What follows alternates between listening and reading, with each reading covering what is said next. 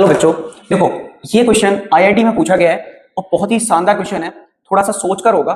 तो नीचे अगर आप ये देखोगे कई बच्चों को इस पैटर्न को सॉल्व करने में कोई प्रॉब्लम नहीं होगी। नीचे वाला पैटर्न बड़ा इजीली आप सॉल्व कर सकते हो।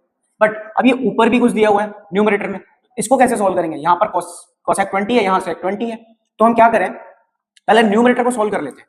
न्यूमरेटर को सॉल्व करेंगे तो क्या आ जाएगा बेटा, under root 3 cosec 20 degree minus sec 20 degree. ठीक है, इसको मैं क्या करता हूँ, साइन और कॉस की फॉर्म में चेंज कर देता हूँ। तो साइन और कॉस की फॉर्म में चेंज करूंगा, ये हो जाएगा 1 upon sine 20 degree minus 1 upon cos 20 degree. ठीक है, एलसीएम लेंगे, एलसीएम लेने के बाद ये हो जाएगा 20 degree into cos 20 degree. Okay, यहां तक सभी को समझ आ गया होगा। और ऊपर हो जाएगा बेटा under root 3 cos 20 degree minus sine 20 degree. ठीक है, अब यहां देखो, यहां ट्रिग्नोमेट्री का एक फॉर्मूला आपको नजर आ रहा होगा। क्या नजर आ रहा है बेटा, ये आ रहा है आपको sine theta into cos theta. तो एक फॉर्मूला ऐसा 2 sine theta into cos theta equal to होता है साइन 2 थीटा। तो अगर मैं इसको 2 से यहां मल्टीपल करूं तो क्या हो जाएगा, तो ऊपर भी मल्टीपल करना पड़ेगा मुझे।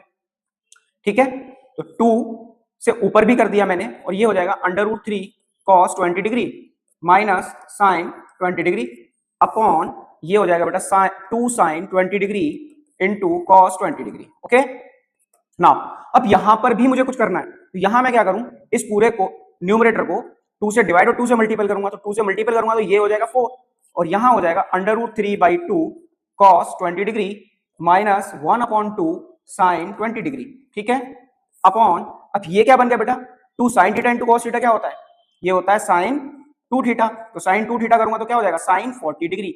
रीजन आप दे सकते हो, sine 2 theta is equal to 2 sine theta into cos theta, इसकी वजह से ऐसा हो गया। ठीक है, यहां तक आपको सबको समझ आ रहा है बेटा। अब क्या करना है मुझे, ये देखो, ये क्या बनाना है, इसको भी सॉल्व करना है। तो यहां अंडर रूट 3/2 की वैल्यू क्या होती है, साइन 60 डिग्री की वैल्यू होती है under root 3/2 cos 20 degree, and 1/2 की जगह मैं लिख सकता हूं cos 60 degree into sine 20 degree. ठीक है, ये आपको सबको समझ आ गया होगा। साइन 40 डिग्री नीचे हो गया। अब यहां देखो, इसको एक पैटर्न नजर आ रहा है आपको, sine A into cos B minus cos A into sine B, जो किसके बराबर होता है, साइन ए माइनस बी के बराबर होता है। तो साइन 60 डिग्री माइनस 20 डिग्री हो जाएगा अपॉन साइन 40 डिग्री हो गया, equal to 4 into sine 40 degree upon sine 40 degree.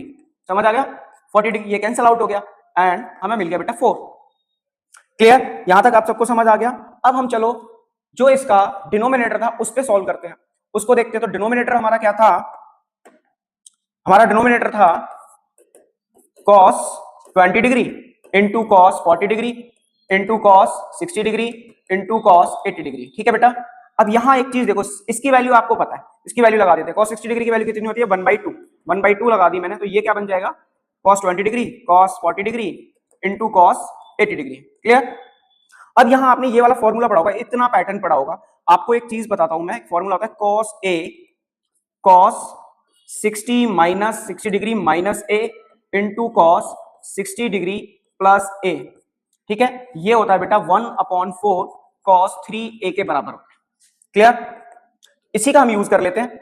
इतना फॉर्मूला देखो यही बन रहा है ना, ए अगर मैं 20 लगाता हूं तो ये कितना हो जाएगा 40, और ये हो जाएगा 80।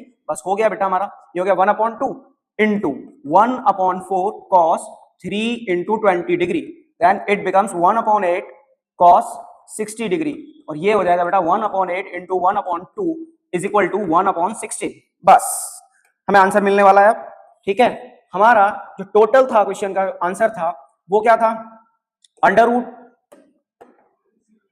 Root 3 cosec 20 degree minus cosec 20 degree upon cos 20 degree into cos 40 degree into cos 60 degree into cos 80 degree. और ये इसकी वैल्यू बेटा हमने क्या निकाली थी, न्यूमरेटर में इसकी वैल्यू आई थी 4, और इसकी वैल्यू हमने निकाली थी 1/16, देन इट बिकम्स 64। यही आपका आंसर हो गया। उम्मीद करता हूं कि आपको बहुत अच्छा लगा होगा। Thank you.